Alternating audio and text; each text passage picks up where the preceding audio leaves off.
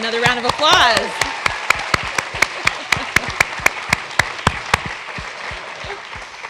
So welcome to This Is My Brave Boston. I'm Elizabeth Driscoll. And I'm Jyoti Daniere. And we're going to be your hosts for this evening. We'd like to thank all of you for coming tonight to witness Boston shed a light on mental health issues to end stigma. First and foremost, we'd like to take a moment to thank our sponsors. Our 2017 season of shows wouldn't be possible without the support of our national sponsors, Alkermes, Talkspace, and Lundbeck. We would also like to thank our local sponsors, the Allergen Foundation, the Austin Riggs Center, McLean Hospital, and the Renfrew Center. We would also like to thank, Woo! yes, right.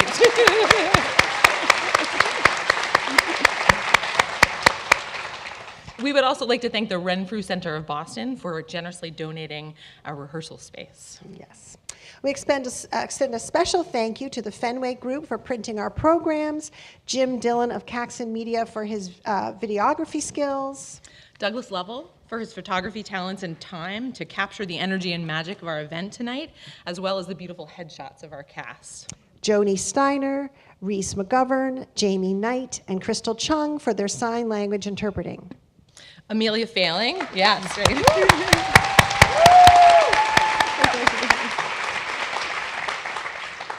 Amelia Failing for our opening music and her performance of Sarah Bareilles' Brave.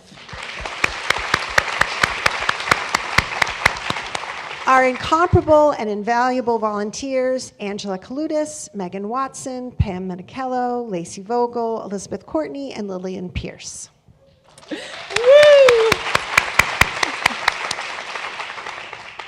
This show would not have been possible without the generous support of all of our sponsors and volunteers, and we thank you from the bottom of our hearts.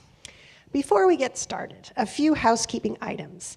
Everyone should have been given a program when you were led to your seat, and inside you'll find information about our cast and sponsors. I invite you to take out your cell phones.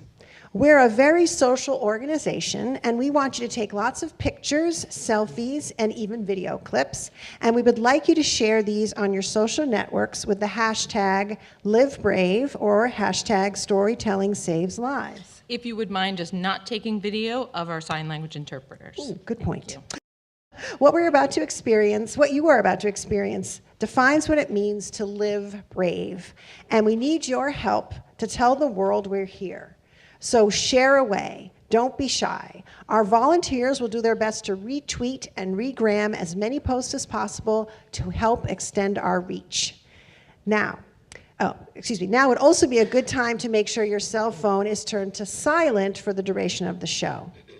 Please take a moment to locate the exit nearest you in the event of an emergency, and if you need to step out at all during the show, please feel free to do so.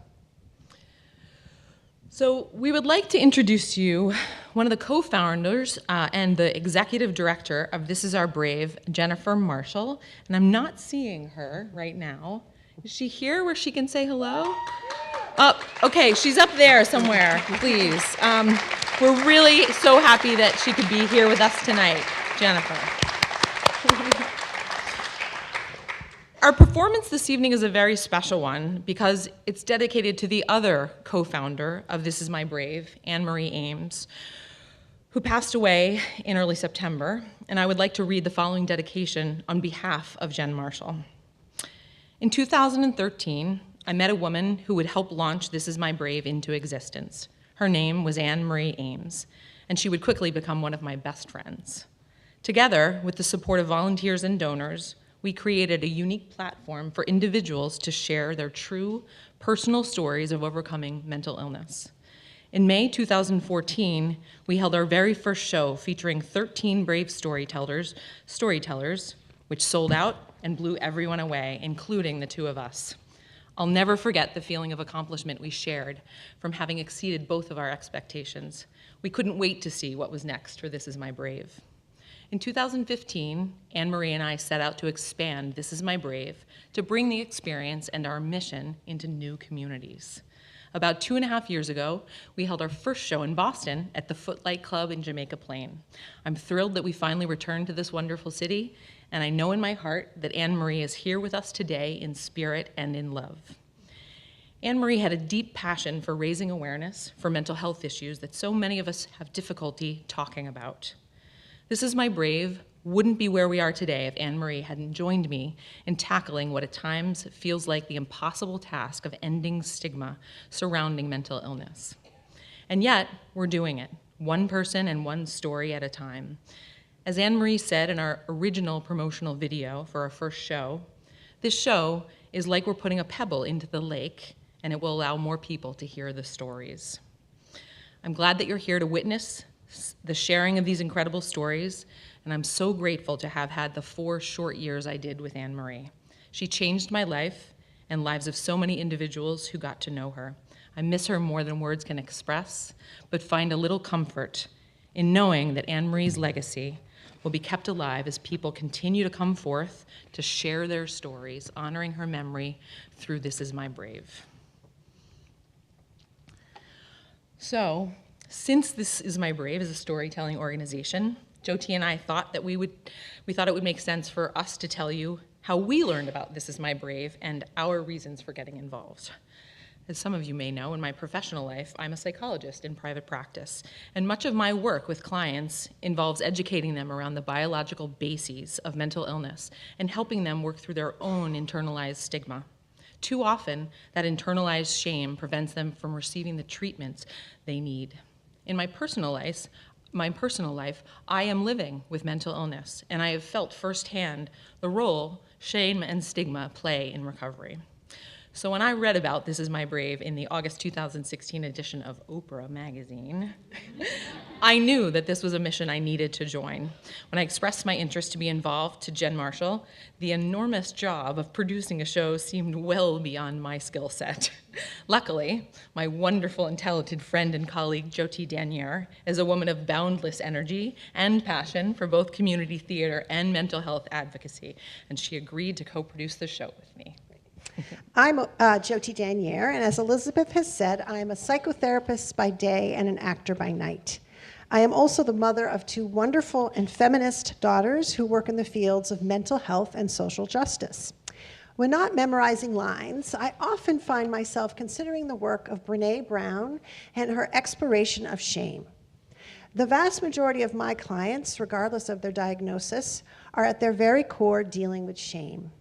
As we know from Brené's work, the only way to build shame resiliency is to tell our stories and forge connection through and with them.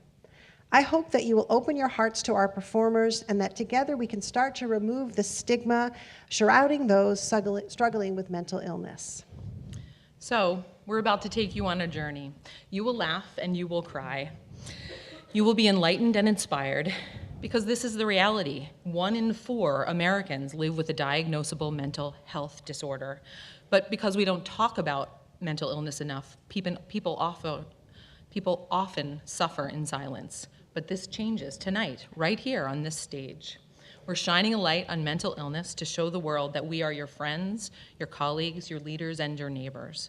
We hope that through our storytelling, you will better understand mental illness and will be able to support those in your life who may experience it. So let's get started. Sure. So Amy T. is a stand-up comedian who, when she's not spending time with her amazing wife and 3 pugs, can be found, yes, working as the chef at her parents' breakfast restaurant, the Breakfast Cafe in Haverhill. Go and get some of her delicious food. Her piece is entitled Experimental Comedy Therapy. Thank you. All right. Why do I feel like some of you are just looking at me like, what bathroom is she going to use?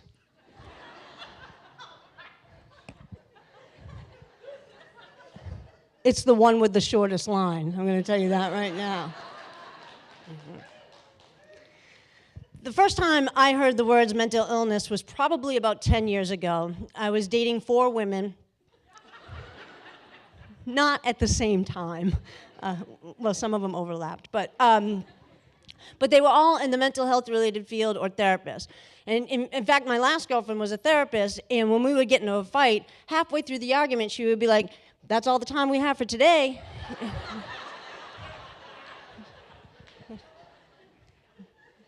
When is it my turn? But the media will give you an image of what mental illness looks, right? It's usually like someone with orange hair that blew up a movie theater or a school. And then after they cover such a tragedy, they'll say, this person suffers from mental illness, and then they just cut to the weather. So that's the image that you're left with. But the reality is that 1 in 4 people are diagnosed with mental illness every single year. And I know I'm preaching to the choir, but every single one of us in here has a diagnosable characteristic of mental illness. So it's more like 1 in 4 don't have mental illness, just somebody hasn't told you yet. Like, come on, we all have a little something, right? We do, right? Because I keep my ex-girlfriends in my phone under their prescription.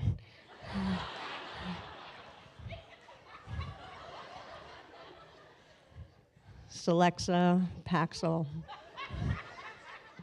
I haven't picked up the phone in years when Lexapro calls. I can tell you that much right now.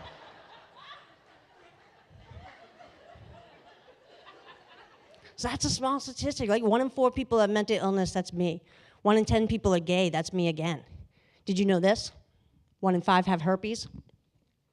Oh, stop looking around, because I'm not going to own that one, too. Just a fun fact I have in my head. But there's so many stereotypes and stigmas that go along with this mental illness. I had a woman come up to me after my show one time, and she was like, Amy T, are you really bipolar? And I go, yeah. She goes, wow, you look pretty smart. I said, I'm crazy, not stupid. There's so many people that be like, oh yeah, Amy T, I get it, I got the ADD. I'm like, oh no, you don't get it at all. Because someone with bipolar will cut you. Someone with ADD forgets to cut you.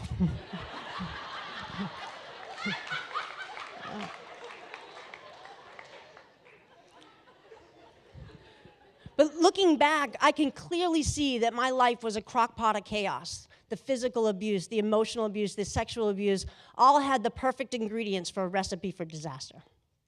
It was April 2010. Somehow I was in my mid-30s.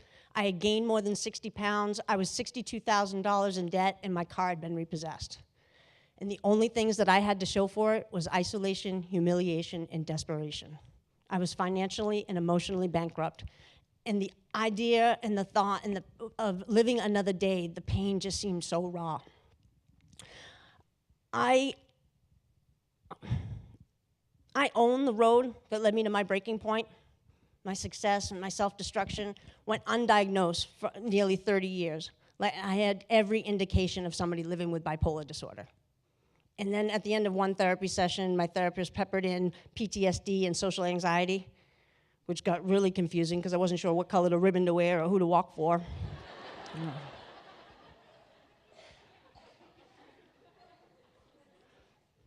But being diagnosed with mental illness, it truly saved my life. Like, it gave a name to the shame about the person I had become. And it's also been the explanation, not the excuse, that has allowed me to be someone living with mental illness rather than somebody that is suffering from one. Thank you. Now. But look at me now. Look at me now. It's more than 7 years later. I turned 40 again for the second time. I lost the 60 pounds on that new fad diet, low calories and exercise. Who the hell knew? Huh? People that haven't seen me for a long time, they'll come up to me and be like, Amy T, how did you do it? How did you lose all that weight? I put down the box of cookies and I took a walk. Not rocket science. I quit drinking, which has been the most beneficial for me, mentally and physically. I don't like the word recovery. I don't like to call myself a recovering alcoholic because it just has a negative connotation to me. Like, recovering alcoholic sounds like what I used to be on a Sunday morning after a weekend of binge drinking.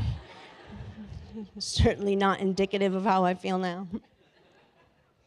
I'm happily married for the 3rd time. I know I'm good at being married. Well, in defense of me, I married and divorced the same woman twice. I swear to God. Because after a couple of martinis, you fall back in love again. It's a whole thing. But my current wife now, and I said, because you don't know what's going to happen, but my wife now,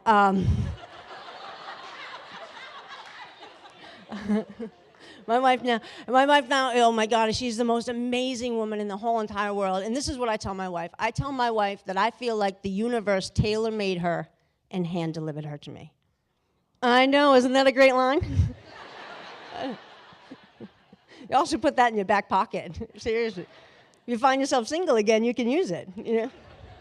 Don't try to use it tonight. And it gets awkward, and she's thinking about me, and it's just weird, but, no, honestly, and I don't think the fact that my wife is a psych nurse is a coincidence either. How awesome is that? I married a psych nurse, right? It's like in-home care without the copay. It's fantastic.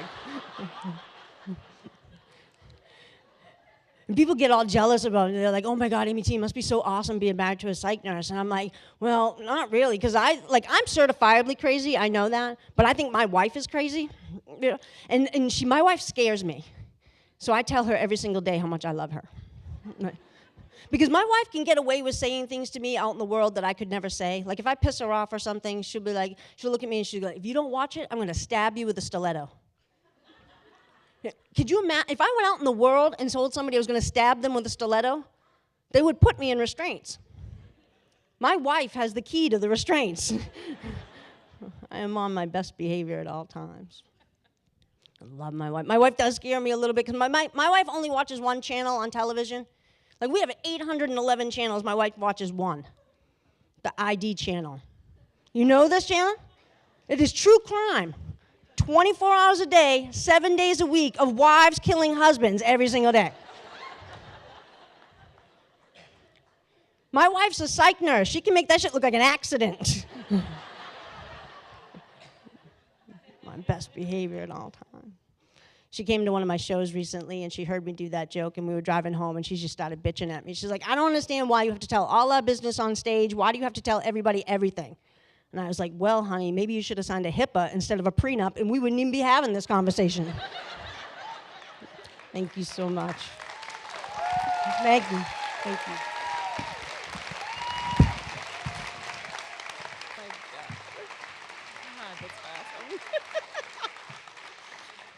Thank you, Amy, for starting us off with a little bit of levity. So up next is Phyllis Ritenour. Phyllis has a passion for theater, independent film, playwriting, and belly dancing. She is a proud inner voice presenter for the National Alliance on Mental Illness, where she speaks publicly about her experiences to schools, corporations, providers, and families. Here she is performing Secret Shame.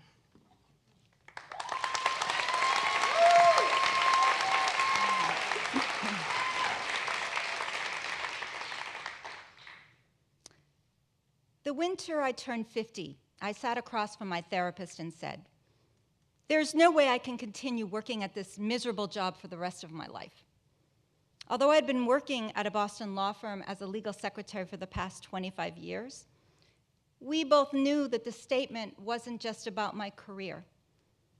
What I really meant was, I can no longer hide the true person living inside of me.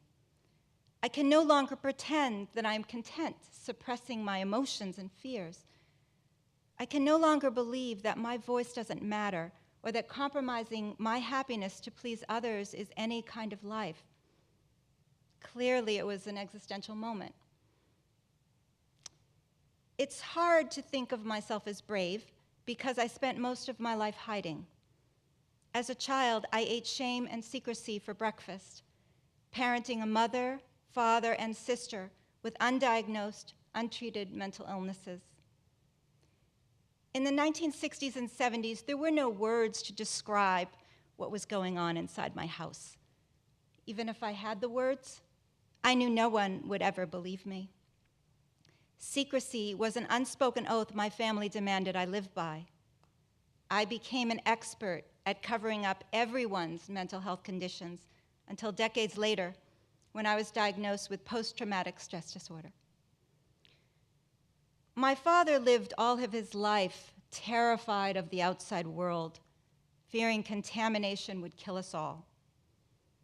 It would take weeks to explain the intricacies of how I lived in a house under a dictatorship of delusions, or as a daughter to a mother too depressed to defend her children against them. At age 10, I was the family mediator, calming down my frightened father, comforting my depressed mother, resentful of my raging sister. There was no room for my anger or fear in that house. Brainwashed into thinking that my parents were perfect, I convinced myself that my childhood anxieties and fears meant that there was something fundamentally wrong with me, something I must hide. Living such a controlled home life, I didn't know what normal was. I thought I could erase my childhood by living away at college, but soon developed severe panic attacks. I lay awake every night in my dorm, heart slamming against my chest, my thoughts racing, my body rigid in terror. I didn't understand why I was so frightened, or why being separated from my parents felt so unbearable. When I moved back home a few months later, I told myself I was the lowest, stupidest, weakest person on earth because I couldn't hack it. I told myself that I would never be able to live in the outside world like other girls my age. By the time I was 30, I was on the verge of despair. A neglectful psychiatrist had addicted me to Valium and then abandoned me to fend for myself. I hid it all from my family, whose mental illnesses had only escalated. I contemplated not being on this earth, not wanting to die, but not knowing how to stop the pain and fear. But sometimes the universe presents us with angels. Unable to hide my suffering, I confided in a work friend who led me to a kind, empathetic psychologist who believed in my power and strength. He worked tirelessly with me, exploring a variety of modalities, encouraging me to take risks, challenging me to believe in myself as I faced my darkest fears. Within a few years, I went from hopeless to pursuing a passion for the stage, landing lead theater roles, living again. I started to believe that all of this wasn't my fault, that despite all of my negative childhood beliefs, I was not a weak person, that I deserved to be happy. So I've come a long way since that first night in my dorm room in 1981. Yes, I have had setbacks, including a 3-year battle with depression. Yes, I take medication. And yes, sleeping overnight away from home is still a challenge for me and probably always will be. But I have forged a new relationship with my shame. I now understand how my shame and perfectionism helped me survive 5 different elementary schools, taught me how to make friends, finish college, acquire a job. But today, I've learned to ask my shame to please step back, to let the compassionate adult comfort the anxious child inside. You see, my PTSD diagnosis is only a small part of the woman I have become. I am not my parents. I am not my past, and I am not my mental illness. I'm just me. And I did quit that miserable job. Yes.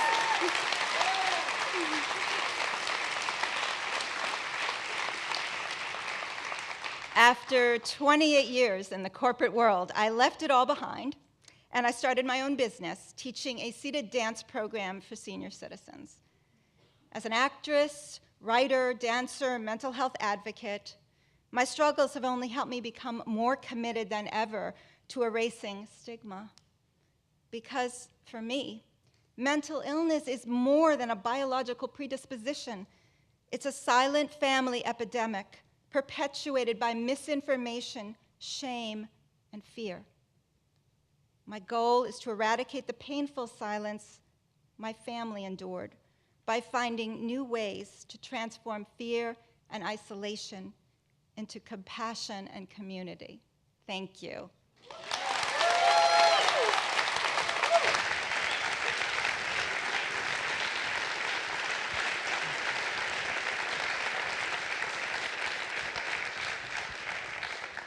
Thank you, Phyllis, for helping us better understand the detrimental effects of growing up surrounded by undiagnosed and untreated mental illness. Our next brave cast member is Jamie Robinson. Jamie has worked as a disability rights activist for 2 decades, yet has never disclosed her own disability until tonight. She dedicates her essay to the deaf community, who have always embraced her differences, to her husband for walking beside her on this journey, and her aunt and cousin who lost their voices to mental illness. Her piece is called, "It is Right and Good to Be Me." There really hasn't been a time in my life when I can remember not feeling emotionally charged, either plugged into a socket with sparks flying or swiftly unplugged and sapped of all energy. My earliest memories are very young, lying in bed, awake so long, feeling rushed even while lying down. And I remember getting so angry at my sister growing up, like I might explode, and did, all over her. Middle school drained every bit of my energy, stopped combing my hair, withdrew from friends, got my first D, F, and another first. A confession to my mom. I had been thinking about not living. The thing was, the emotional overload did not only consist of anxiety, anger, and depression. I could always count on that big rush to pull me out. The euphoria of throwing myself into an activity or relationship, so hyper-focused, now soaring A's on my report card, center stage in a dance performance, had so many friends, lost so many friends, moving so fast to keep up with the roller coaster in my body and my head. I didn't know this was the beginning of the highs and lows of manic depression. And awareness and dread of this would not come until later in life, with anxiety attacks, relentless insomnia, and after the birth of my children, the surge of hormones igniting it to a whole new level. Looking back at a pivotal point that not only shaped my life passions, but also how I would internalize my own mental health, everything points to the deaf community. I've been a part of it for 20 years, ever since I took up sign language in college, which led to a graduate program in deaf studies, which was a huge leap of faith. My professors were deaf, and I was working in this massive deaf hub of New York City, where I was the minority, trying to awkwardly learn a complex language and culture. I did feel that usual underlying buzz propelling me, but I also felt narrowly determined, like I could pull all of this tightly wound frenzy inside of me and channel it into what had become a genuine passion of mine. I now know that mania was playing a role, but I was also learning to harness it. It was during that time I learned about deafhood, embracing deaf identity, language, and culture. I remember reading about it for the first time. It is good and right to be deaf. I would learn this is a very difficult concept for hearing people to get. How could it be good or right to be deaf? But it resonated with me the moment I read it. The turbulence of highs and lows would revisit me throughout my life. Marriage, motherhood, the death of my father, any life successes and stressors, all triggered emotional overloads.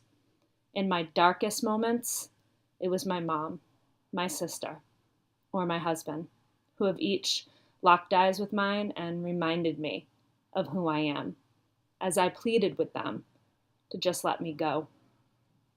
But I climbed out and will continue to, because when I do, I know that all of my most meaningful life experiences are not devoid of that angst, mania, anger, exhilaration. All of these things are tightly woven into the fabric of who I am. Without them, I wouldn't be as fierce an advocate, as empathetic a mom, as devoted a wife, as funny a sister, cousin, friend, auntie, or as open and passionate a person. Of course, there are challenges with mental health disabilities that can look and feel insurmountable, but they are a natural part of the human experience. We all face adversity. It's what makes us who we are, on the highest level of who we are. With my diagnosis of bipolar, doesn't only come my brain's challenge of regulating moods with daily doses of lithium, but also inner strength, thinking creatively, working intensely, and feeling deeply connected to others who are also different and face discrimination. These are all the benefits of living with a mental health disability. And now I know that can be a strange concept to grasp, similar to the belief that it is good and right to be deaf. But I now know I can't separate my life's struggles from my life's triumphs. It is all part of my journey, and I'm grateful for the highs and even the lows that make my life so messy and wonderful.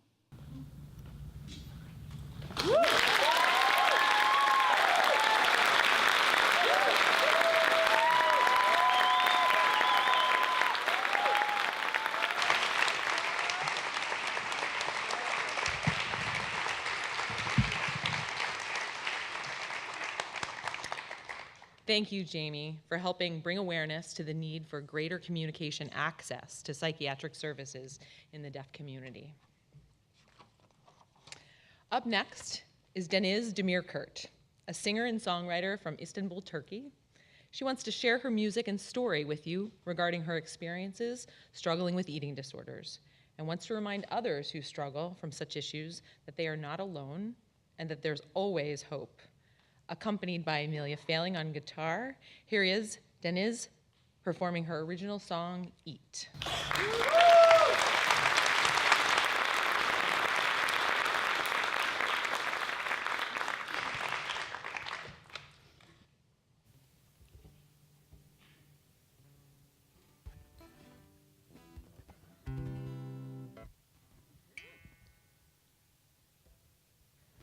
Never liked my body, even though it is my home.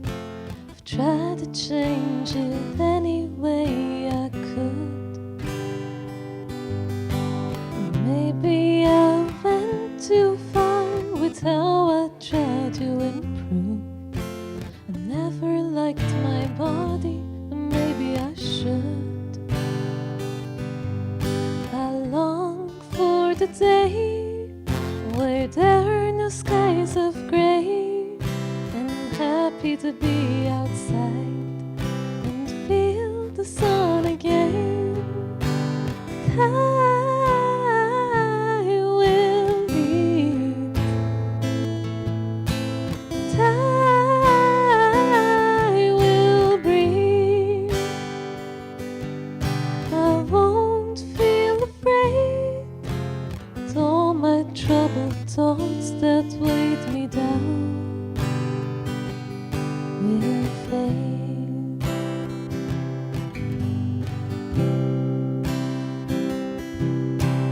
Truth be told, there are still days where I can't eat in public, where I can't eat at all.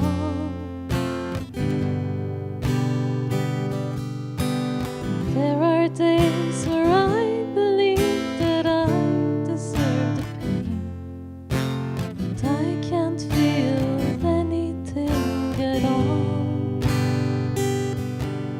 I long for the day that I'll be okay, and the numbers on the scale will be numbers again. I will eat. I will breathe. I won't feel afraid. It's all my troubled thoughts that weighed me down will fade.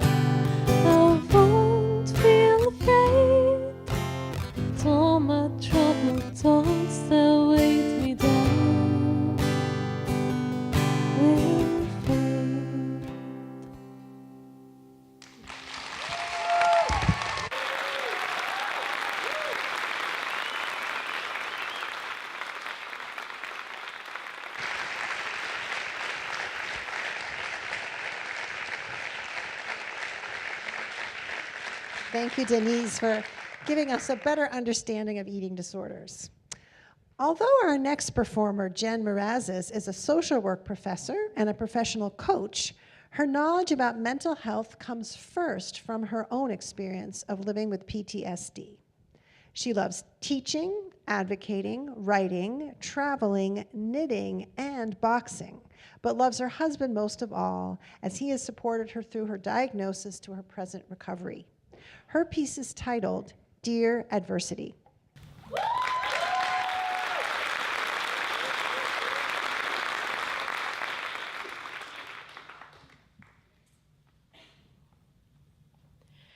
As a little girl, I looked across the lake, and I felt myself a complete mistake. I started my 36.2 years, a marathon or more, toward a purpose, a goal, an aim. Once finished, adversity asked me, I'm told those years taught you resilience, but what have you really gained?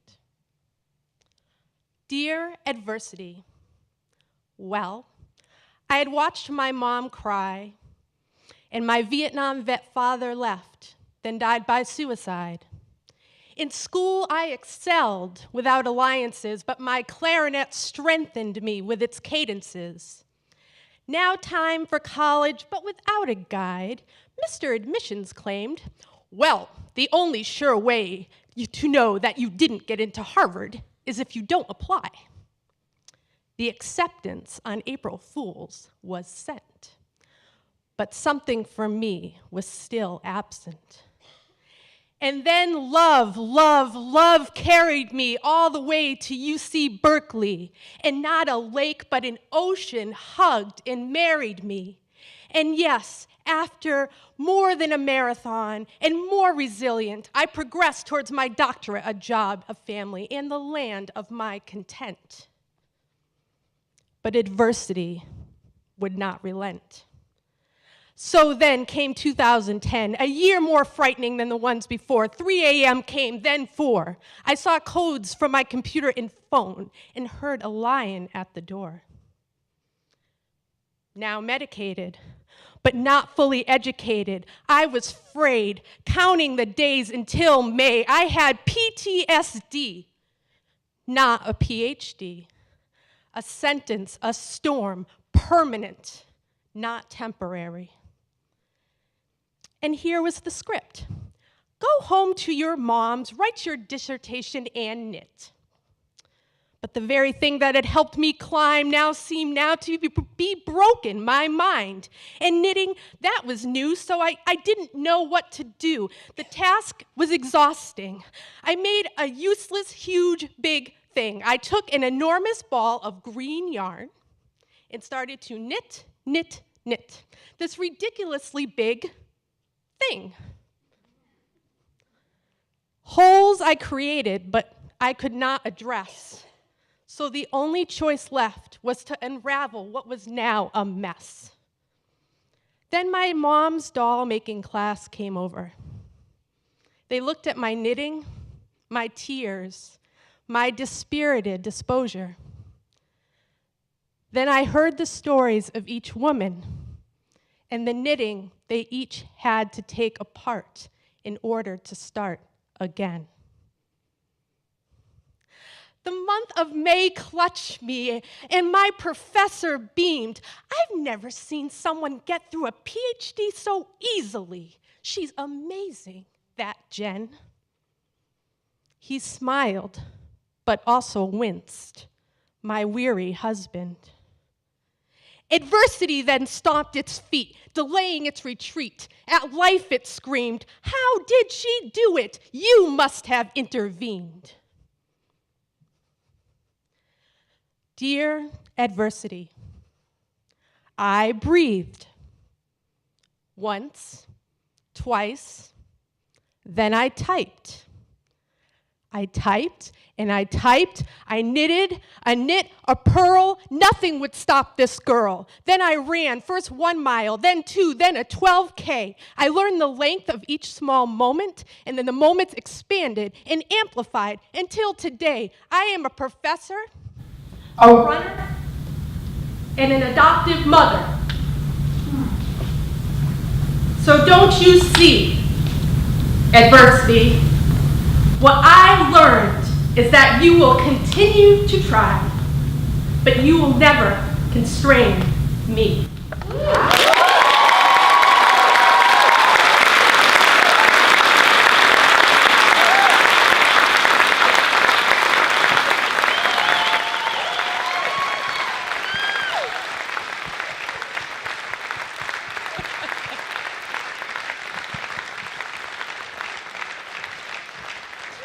Thank you, Jen, for your impassioned perseverance in recovery. Ahmed OBrien is the founder and executive director of Life in My Days, as well as an engineer, a world traveler, a peer support specialist, and a novelist. He's a mental health and social justice speaker and specializes in starting difficult conversations in communities. His piece is titled Life in My Days.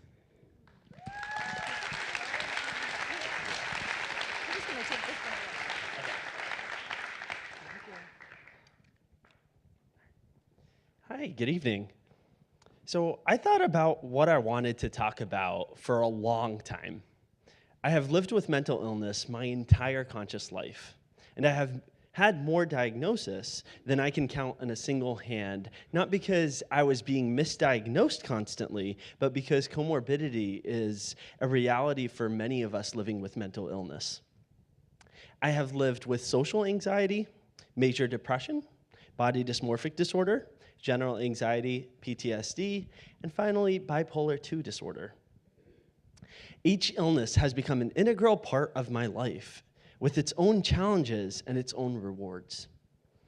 But the more I thought about this, the more I realized that I wanted to talk about one of my lesser-known illnesses, body dysmorphic disorder, a disorder that you wouldn't imagine me having for two very different reasons.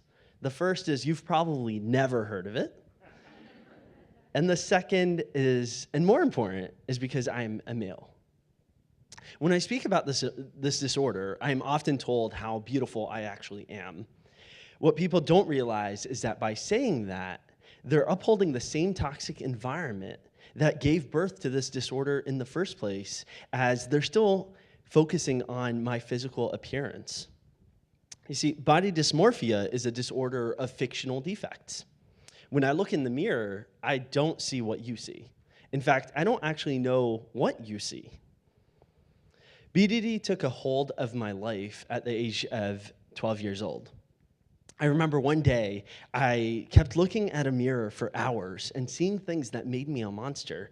But even prior to that, as young as the age of 7, I remember in 2nd grade, someone had taken a picture of me in a field trip to a zoo. I got rid of every single copy and destroyed them. I will not go into the details of the defects I see on a daily basis looking back at me, or the horrendous things I would do to try to change those monstrous defects. I shouldn't have to prove my illness by telling you the specifics. But what I do want you to focus on is this reality. BDD has the highest rate of suicide among all mental illness. You might be wondering why, and honestly, the answer is pretty simple. We live in a society that tells us that beauty is reflective of how we are as individuals. I mean, think about it. How many individuals will easily say despicable things about somebody's image because they deem that they are bad, right? We see it in politics. We see it in everyday life. Actually, the day I wrote this, a friend of mine told me that Donald Trump is an orange troll.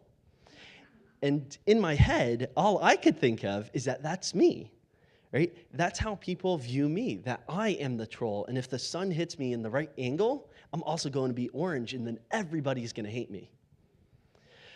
So how has it impacted my life? Self-love is critical to recovery. It's also critical for self-development and almost everything else within our lives. But we're taught that we are unlovable if we are not beautiful. And so self-love suffered.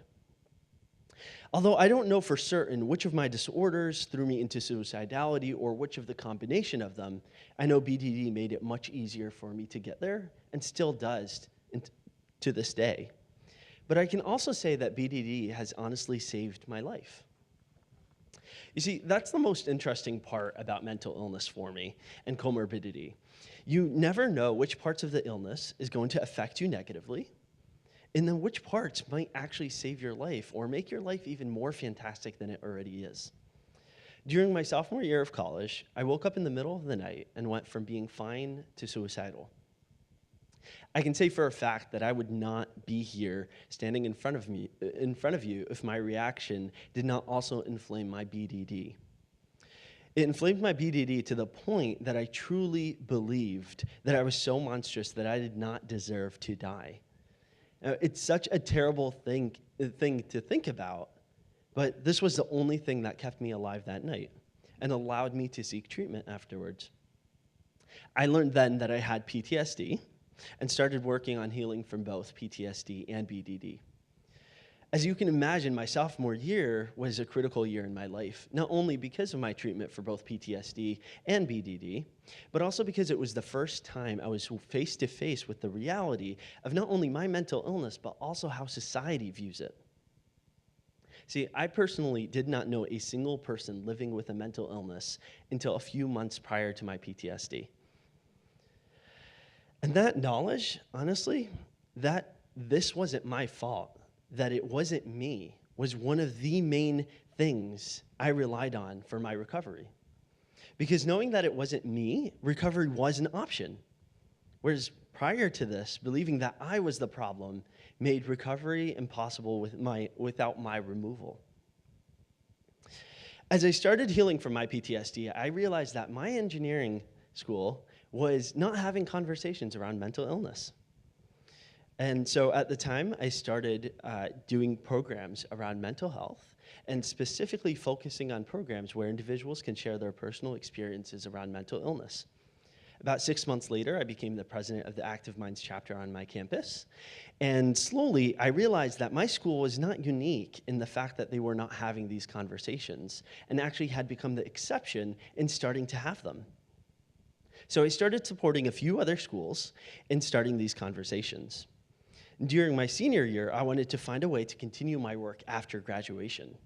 I met an incredible individual in Worcester who was doing some amazing work, and I became a founding board member of an organization called Muslim Community Link that works with the most marginalized within the central Massachusetts area. Then last February, I started a site called lifeinmydays.com. Initially, I wanted to build a space where individuals from all around the world can share their personal experiences in a safe space and know that they are not alone. This website grew internationally in a way that was very unexpected. So seeing that, I knew that this had to grow beyond just me. And so earlier this year, we actually launched as a nonprofit. So today, I am still an engineer, but I'm also running Life in My Days.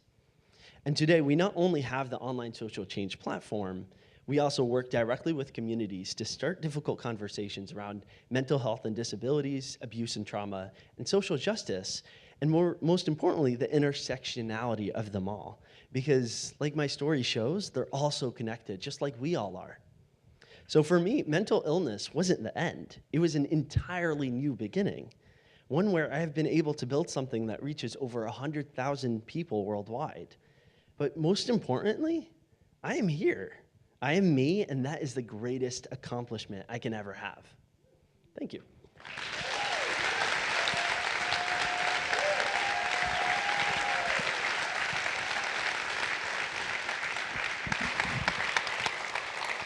Thank you, Ahmed, for creating a space for people to have difficult conversations.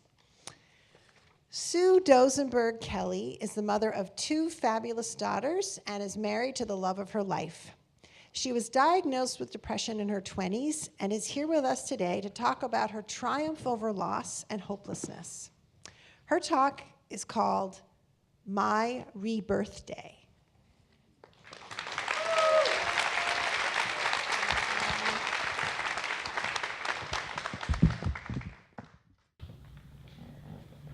As far back as I can remember, I have struggled with depression and hopelessness.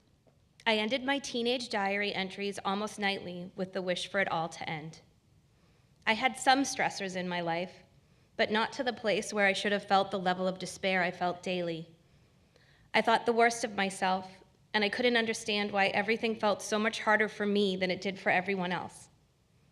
I believed that I caused issues everywhere I went, and that my family and friends would be better off without me around.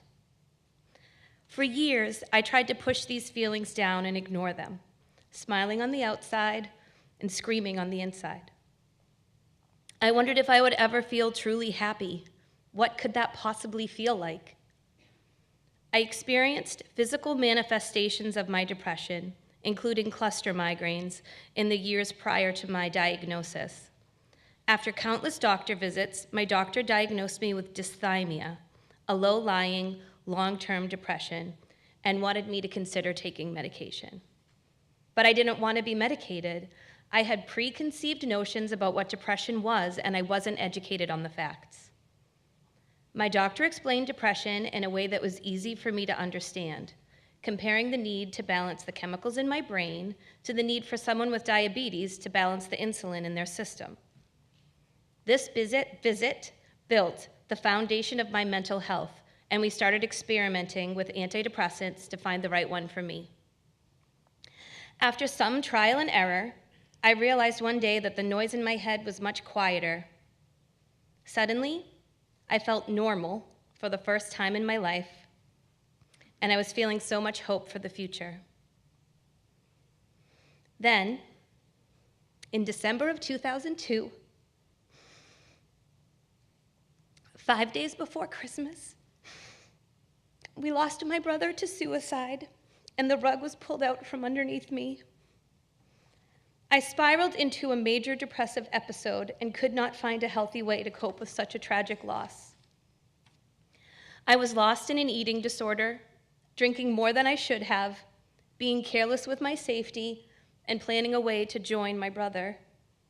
I had a plan to join him, June 20th, 2003, 6 months from the date that he died. I was more lost in my pain and hopelessness than I had ever been. I had never been more certain that I wanted to leave it all behind. But then I was reminded of the pain that a tragic loss brings to so many people when someone very important to me mourned an unexpected loss of a family member. I looked at his family, and I remembered how we all felt after my brother died. I remembered thinking how I knew my brother thought he was fixing things and we would be better off without him.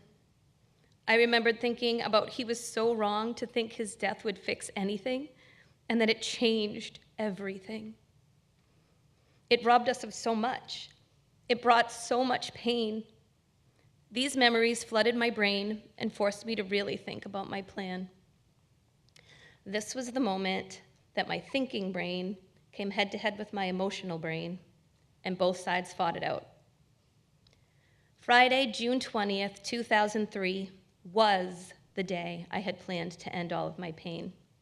It became the day I faced all of that pain head on and changed my life for the better. I saw my therapist. I came clean with my plan. I asked for help and was admitted to the hospital. My hospital experience was nothing like what I thought it would be.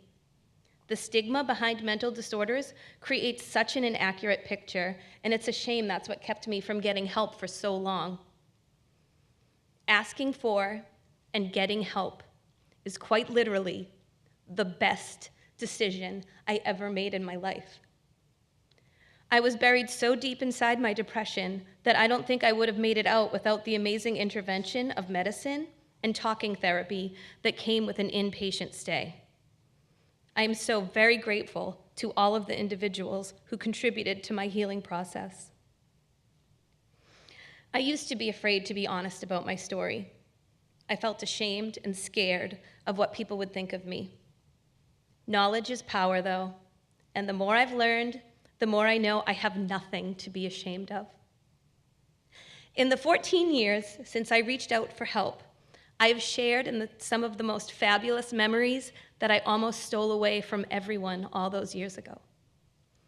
I married the most amazing man in the universe. I had my second beautiful child.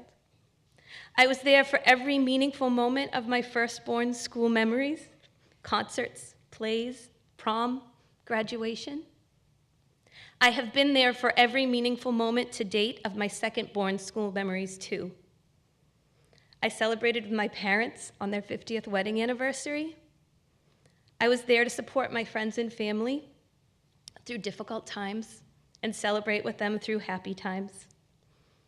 I was there to hold another brother's hand in his final moments.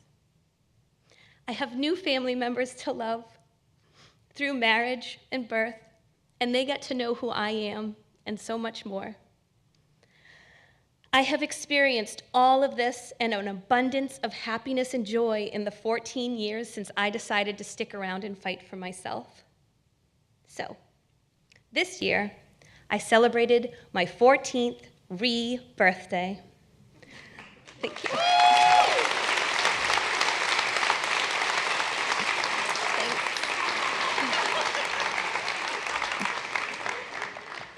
I am proud of the road I have walked to get here. I am grateful to the amazing souls in my world who have walked this road alongside me.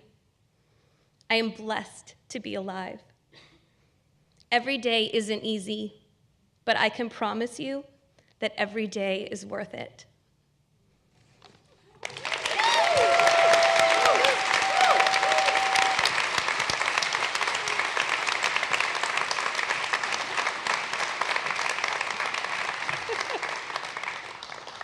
Thank you, Sue, and happy rebirthday.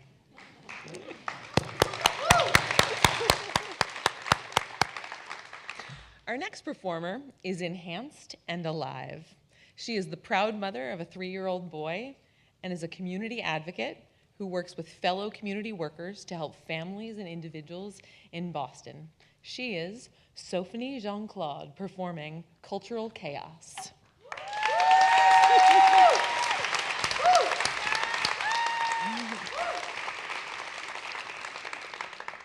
Don't kill me, okay? I want to start off by saying this time last year, I was not the pretty crazy, I was the ugly crazy. And thank you for being here. I've come far. I have far to go. I've worked hard and fought hard to get where I am. I'm able and competent. The vivid imagery of the obstacles and battles ahead to reach my desired mental, physical, and spiritual goals causes me to go down a momentary spiral, laced with potent anxiety and fear. I truly desire peace and prosperity.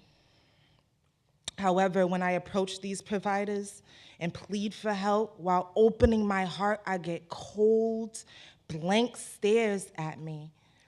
That look causes my heart to retreat to that dark, enticing place that I'd rather not be.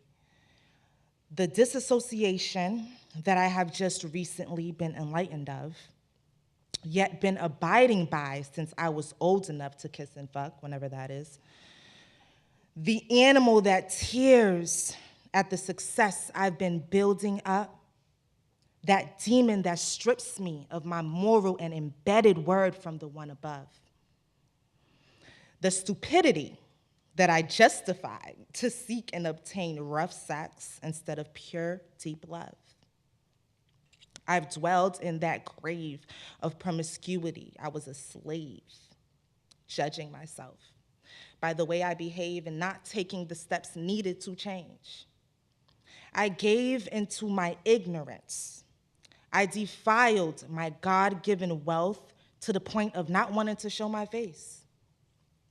My mother and father's eyes filled with that look of disgrace, incarcerations, and blackouts, waking up in a strange place. Suddenly, I'm pregnant, sleeping in cars, with flashbacks of that younger version of me and the deep-rooted scars. A tainted angel led to sexual deviance and uncertain orientation. Rage as an adult, realizing the neglect to just have a conversation. that would have healed my wounds and prevented my distasteful reputations. Diagnosed as a juvenile, then left to wander. Guardians from another culture, not comprehending being American and of color, Black, African American, whatever. Everywhere has racism, but Americans are vultures. Instead of being nurtured, I have retrospect of being disregarded, receiving partial recognition for things I put my heart in. Filled with hurt, I turn to a world of dark sin, profiting from vulnerabilities of my people in a similar struggle that I'm in. This was always a day that I'd wake up sober and pray and realize that my mind has been running on autopilot off of pain. I now have a complete different perspective towards the word insane. There's a thin line between brilliant and crazy. I dedicate time to strengthening my weaknesses with faith that strengths they will be. Thank you.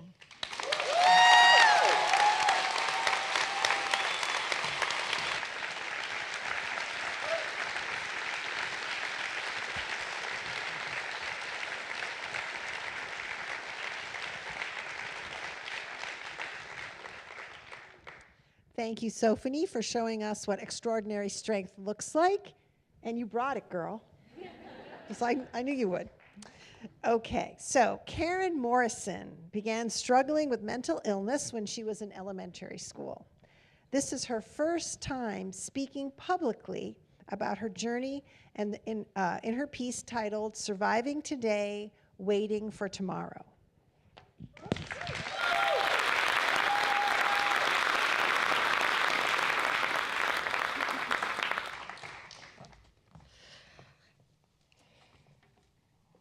I want to die, I want to die. I will walk the streets alone, I want to die, I want to die. I will work all alone, I want to die, I want to die. I will live all alone, I want to die, I want to die. I was 9 and in the 4th grade. The assignment was to write a poem about my dreams.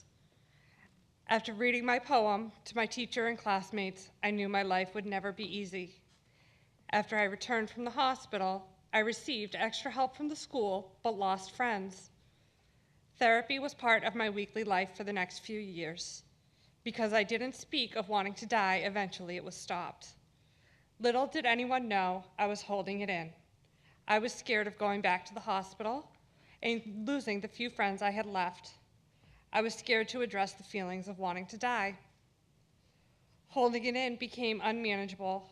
At the age of 13 and in the 8th grade, I made my first suicide attempt, which led me back to the hospital.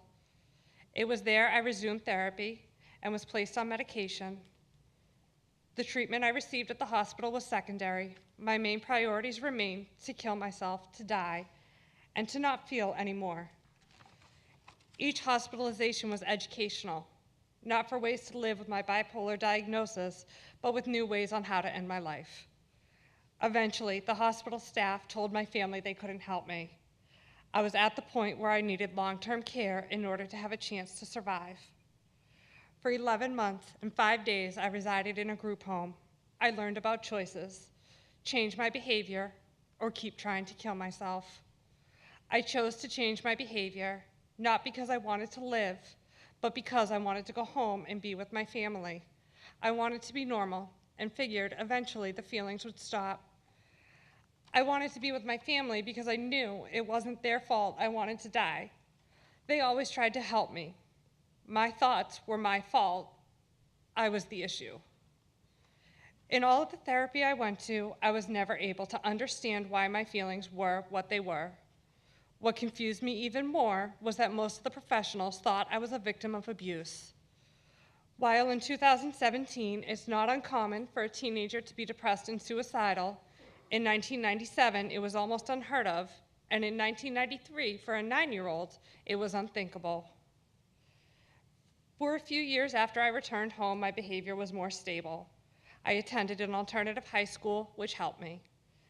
After I graduated, I attempted to go to college. It wasn't a good idea. By the second semester of my freshman year, I made another attempt on my life. I dropped out the middle of my sophomore year. College wasn't making me happy. I thought getting married and working would make me happy. I wanted to live happily ever after, as the saying goes. My ways of finding happiness didn't work. I was abused by my husband, which led to more struggles and more suicide attempts. I asked my parents for help to leave. They did, and I was on to a new part of my life. Without the abuse, I was able to try and start over. I tried again to be happy. It didn't last long, and in September 2007, I made the biggest suicide attempt of my life. While in the hospital, I was told what happened. It changed my view of things and my life forever. My uncle, the deputy chief on the local fire department, heard the 911 call. Although qualified and able to respond, he chose to put his faith and trust in others. The whole department saved my life that night. As my uncle did, I started to put my faith and trust in others and in tomorrow. Each day got easier. When I started to feel urges to harm myself, I asked for help. I no longer kept my feelings to myself. Since September 2007, I have not attempted suicide. I have learned not only to have faith and trust, but to also have patience. I openly share my journey with others. I hope to help others learn that they are not alone. It can get easier waiting for tomorrow. One wouldn't think that a person would be grateful for a bipolar diagnosis, a difficult life, and multiple suicide attempts. I, however, am. I am grateful that I can share my story, struggles, and successes. I am grateful to inspire people to share their journey. I am grateful to be able to empathize and give support as so many give and gave to me. Each day is different. Each day I will fight. I will fight to live. I will fight for others to live. Had I not learned faith and hope, I would not be a mother and an aunt. Had I not learned trust, I would not be the person I am today. Had I not learned patience, I would not have found happiness. Thank you.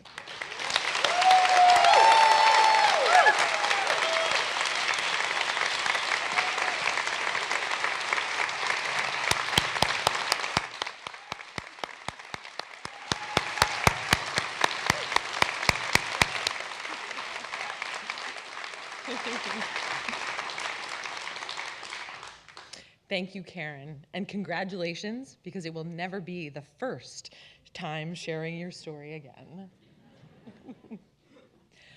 Up next is Becky LeBlanc, who's dedicating this piece to all the family members and caregivers who have witnessed and walked beside loved ones during a mental health crisis. Here is Becky LeBlanc with a spouse's perspective.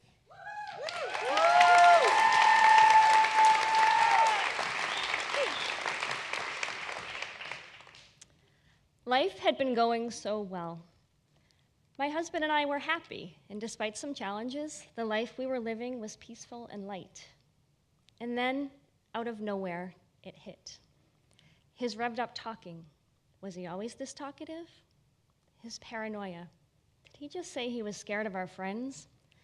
And finally, that last morning when life changed forever, his threatening behavior based in paranoia. I run from my house. It is 5:30 in the morning, and I find myself sitting in my car a block away from home, calling a trusted friend to say something is very wrong. He is scaring me, but I don't want him to be arrested. What do I do?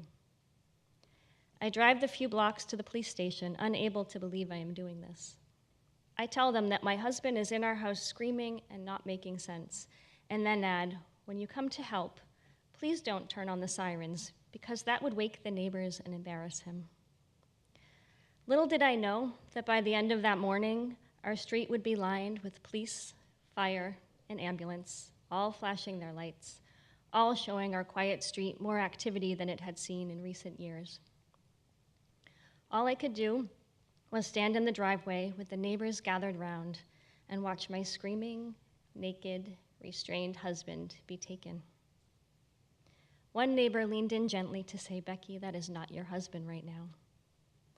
Another calmly wrote down the address of the hospital they were taking him to, offered to take my dog for the day, and brought me coffee from her home, even asking what I wanted in it. Just milk, thanks. When the terrible memories of that morning creep up on me even now, it is these memories of grace that make them tolerable. That morning was our traumatic introduction into the world of mental health issues. To preserve his dignity, I will say simply that my husband's behavior at the hospital that morning ensured that he stayed that first time for a month. I will also say there are things I witnessed during his break that I will likely never share. Mostly because when I have my mental health crisis someday, I fully expect him to return the favor of not making my most embarrassing behaviors public. But also because anyone who heard me try to explain what I saw would try to apply logic to his behavior, and there is no logic.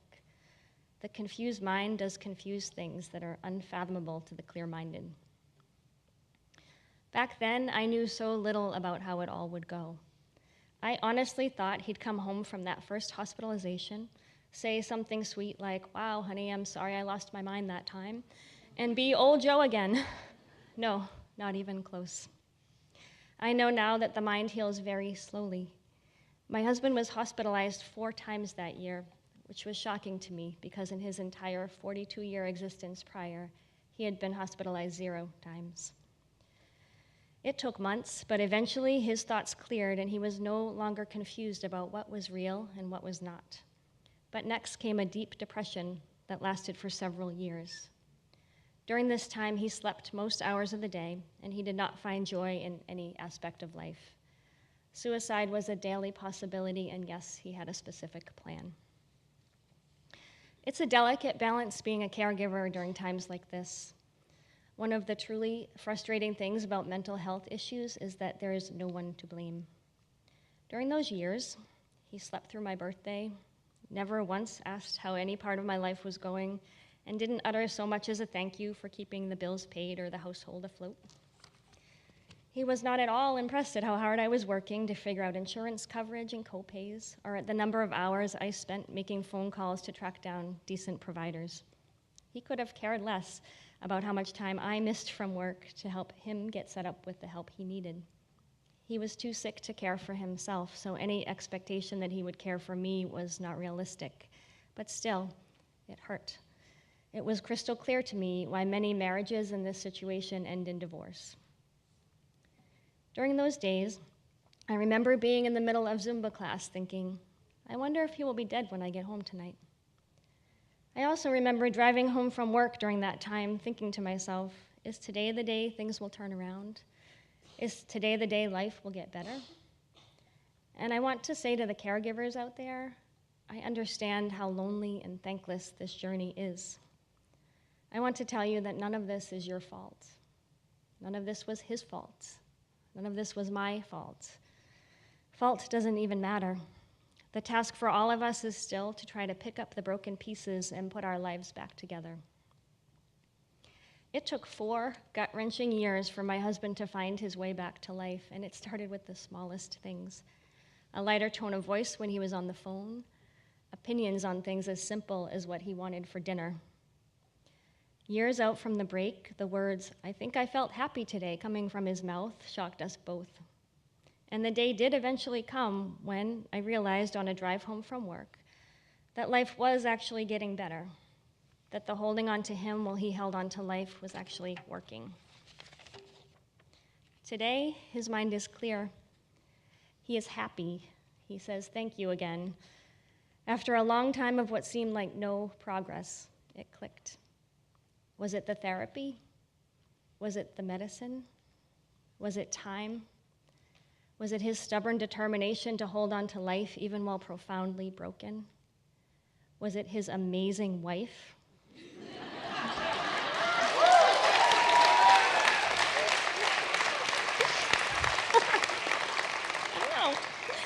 I don't know, but I think it was a combination of everything. There are still and always will be difficult days. Mental health will always be on our radar now in a way it never had to be in the past. Much like how an ankle that has once been broken will always be a bit fragile, the mind is like that too. We have no control over our loved ones' journeys. Still, for those of you going through the worst of it right now, I sincerely hope that your loved ones find their way back home again too. But regardless of if that happens, I hope you know how much you matter. And if no one has said this to you lately, thank you. You are an unsung hero with an important story to tell, and someday I would really love to hear it. Thank you.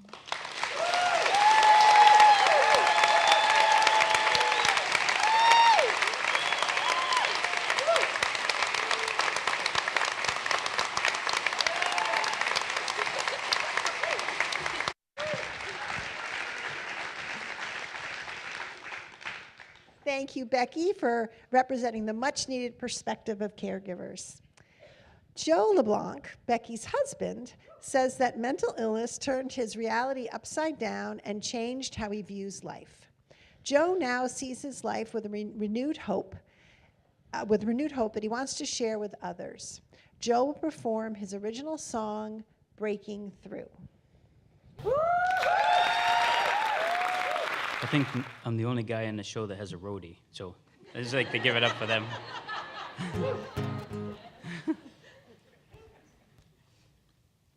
That's a hard act to follow. Life has a way of dealing us some undesirable cards, but just like a bad game of poker, I think we all try to do the best with the hand that we're dealt.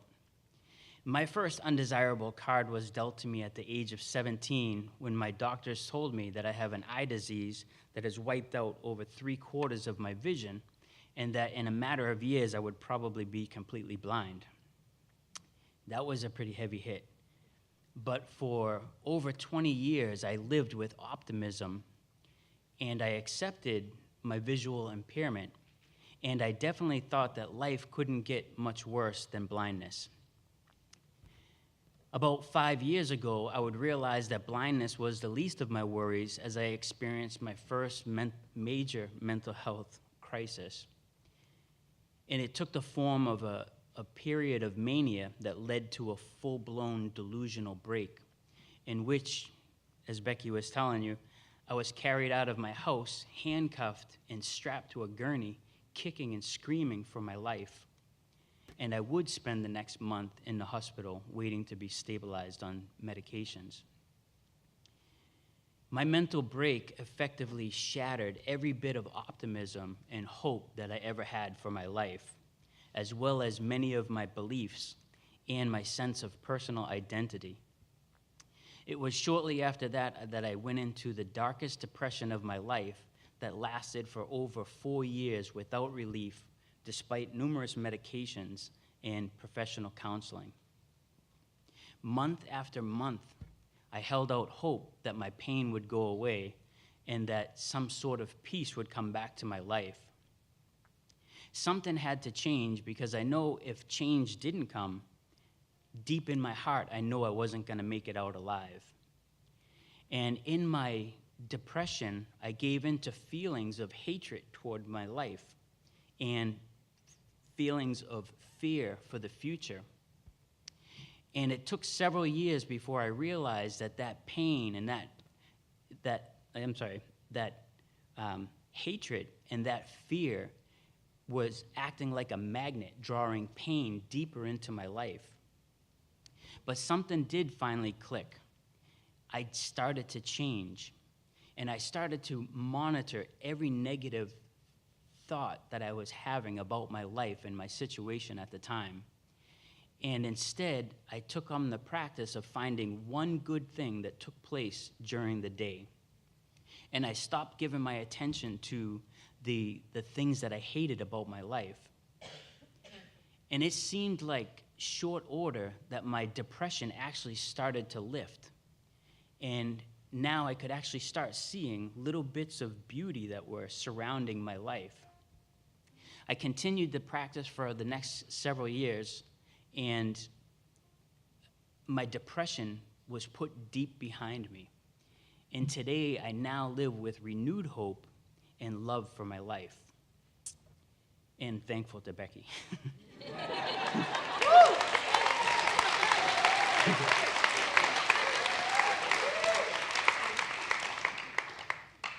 Breaking Through is a song that I wrote as I felt myself coming out of that darkness.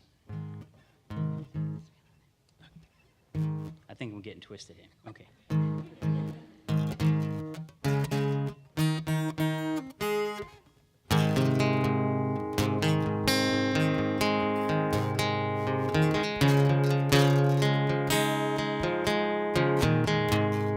What if I break through to the other side? All my dreams remain, all my fears subside. Breaking through to the other side. What if love was all we ever did contain? Would fear and joy fill my heart? Would pain still remain? Breaking through to the other side.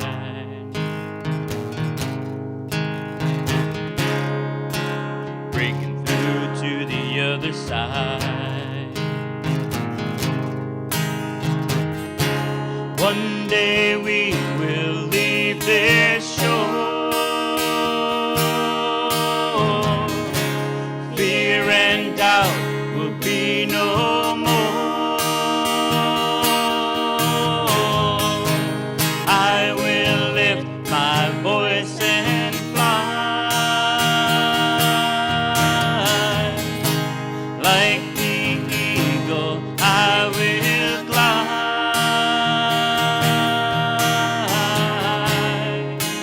Breaking through to the other side.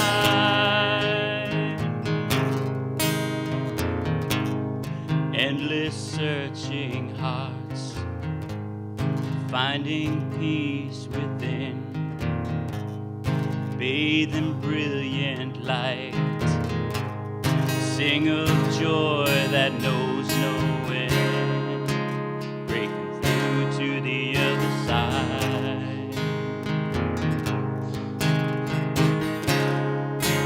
Breaking through to the other side. One day we shall leave this shore. Fear and doubt will be no more. I will lift my voice and fly like the eagle. I will glide,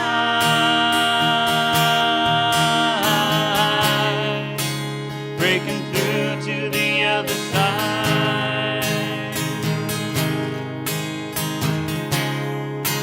Breaking through to the other side.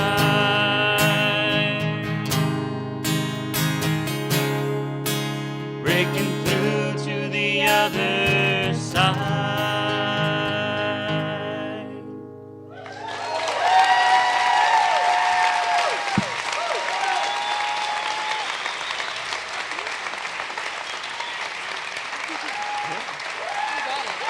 I'll give you that there. Sorry about that. Thank you so much.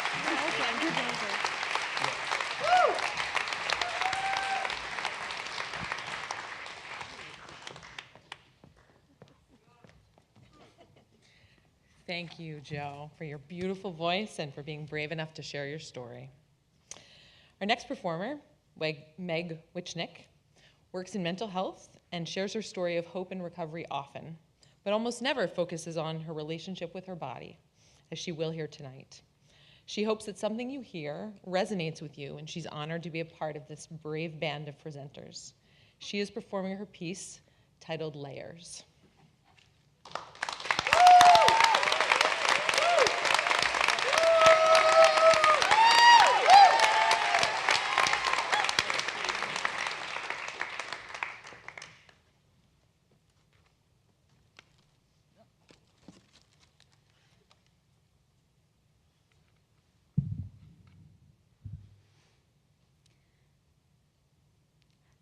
A friend once told me depression feels like wearing a big, heavy jacket.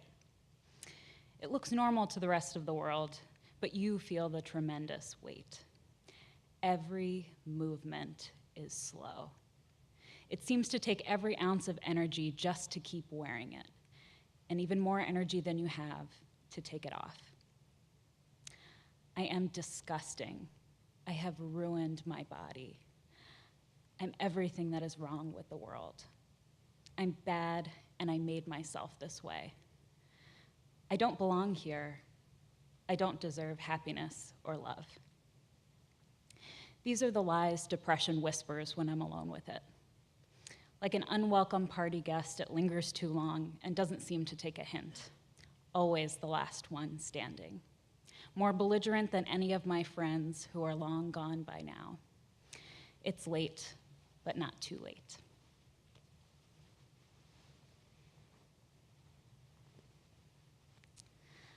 I'm in middle school, and I tell my mom life isn't worth living if I'm this unhappy.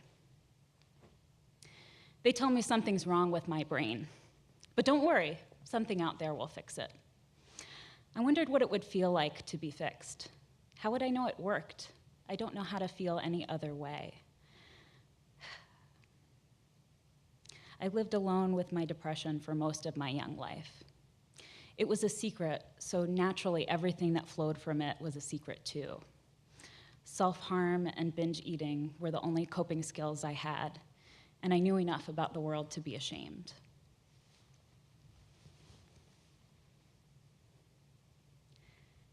On medication, I felt like nothing, like a ghost walking through the halls of my high school. I didn't trust anyone, and I was terrified of being hospitalized, so I lied about everything. I lied and said I felt fine when I didn't, that the meds were working when I couldn't feel anything at all, that I was taking them when I had secretly stopped. I flushed them all down the toilet and asked my parents to refill the prescriptions. Just one more secret to carry.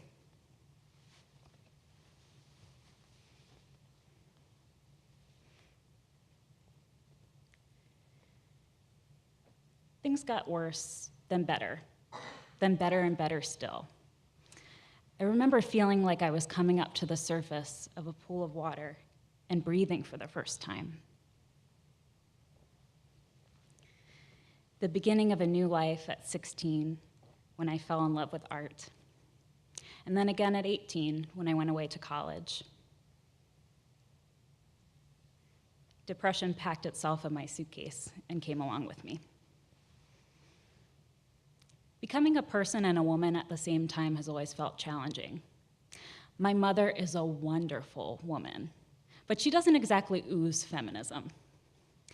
She encouraged blending in, plucking eyebrows, staying thin, and covering up imperfections. That's how she stayed safe. The combination of binge eating through my teens and heavy medication side effects caused me to gain a substantial amount of weight. But it wasn't until I lost some in college that I really started hating my body. People congratulated me as though I'd won something, and I felt more self-conscious than I had 80 pounds before.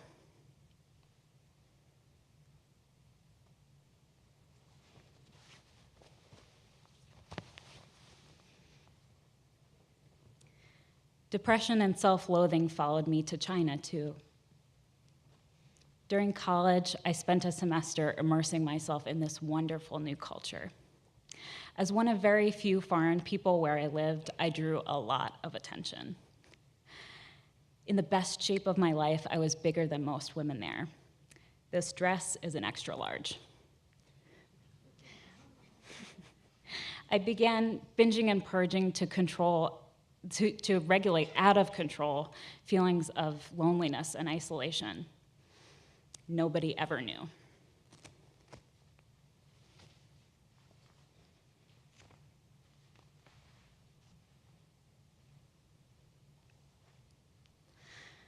I finally fit into my sister's hand-me-down jeans. More than 2 years after I returned to Boston, still binging and restricting to try to manage these out of control, big emotions I have all the time. At last, I ask for help with my eating disorder.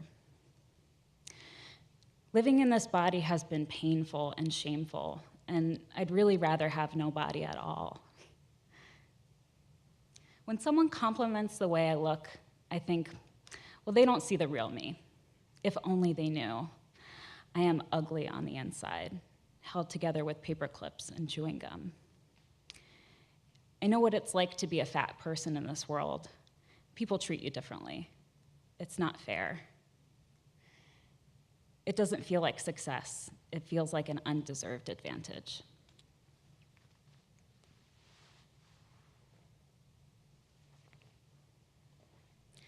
This body has been through so much.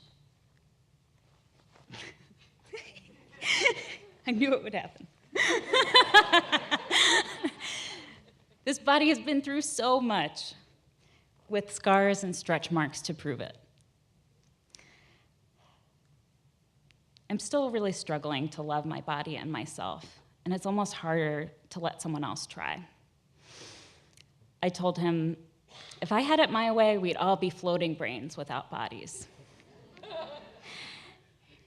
And he was shocked because he thinks I'm beautiful. It feels deceitful to look so very different on the outside than I feel on the inside, and I just want him to understand. Does the inside match the outside? Maybe it doesn't matter, as long as I'm honest. I am good, I am brave, I am enough, and you are too.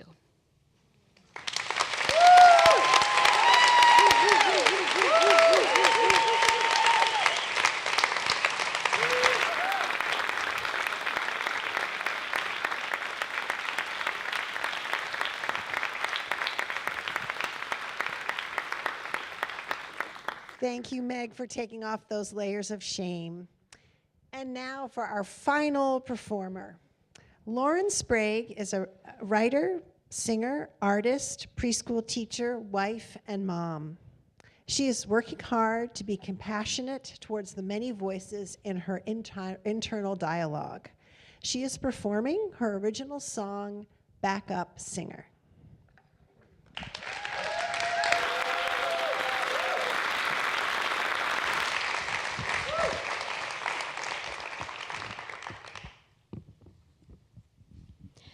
As a part of tending to my mental health, I use a kind of therapy called the Internal Family Systems Model, or IFS. IFS recognizes that in each of us there is an internal family made up of our emotions and behaviors, like how most people have an inner critic, or parts that carry sadness, anger, or fear. IFS encourages me to welcome all of my parts with compassion and curiosity. This can be hard, especially with my inner critic, who often says hurtful things. One day, when I was thinking about the trusting and loving relationship I want to extend to all of my parts, I began thinking of the ways I care for my son and daughter. In the same way I love my children, care for them, learn from them, and set boundaries with them, I realize I'm learning to do the same with my many parts. This was the inspiration for the song I wrote.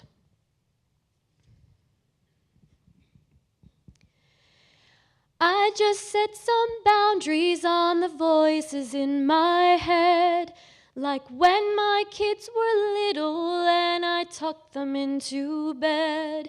There's a time and place for everything. We can live in harmony, finding strength on this journey to me. I just drew a straight line right down into the sand, like when my kids were little and they had to hold my hand. When crossing the street, I'll lead them safely so we meet, cared for and whole, both body and soul. There are many, and there's one. All together they make me so perfectly. I have only just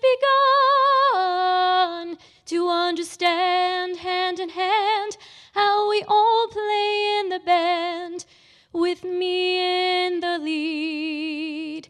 No backup singer I will be. I just called a meeting with the voices in my head. Take your place around the table where each one of us is fed and cared for and listened to and loved wholeheartedly. Many parts together making me. I just put my foot down so firm upon the floor, like when my kids were little and asked for one cookie more. I know that I can follow, but it's time to take the lead towards mindful living and true reality. There are many, and there's one. All together they make me so perfectly. I have only just begun to understand hand in hand how we all play in the band with me in the lead. No backup singer I will be. There is nothing more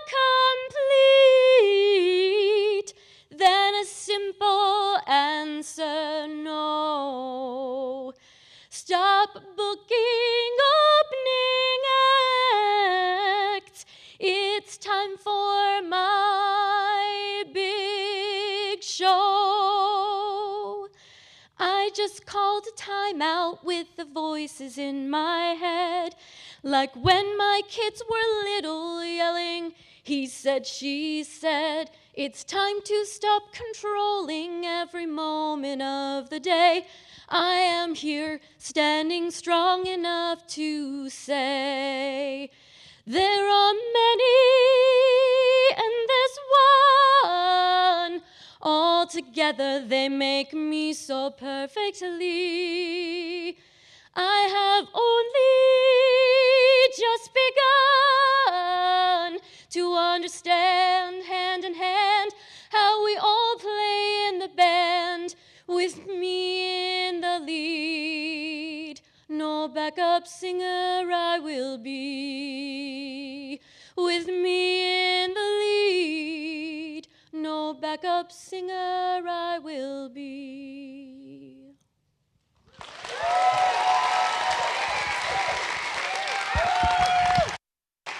Thank you, Lauren, for that lovely and inspiring tune. And that's our show.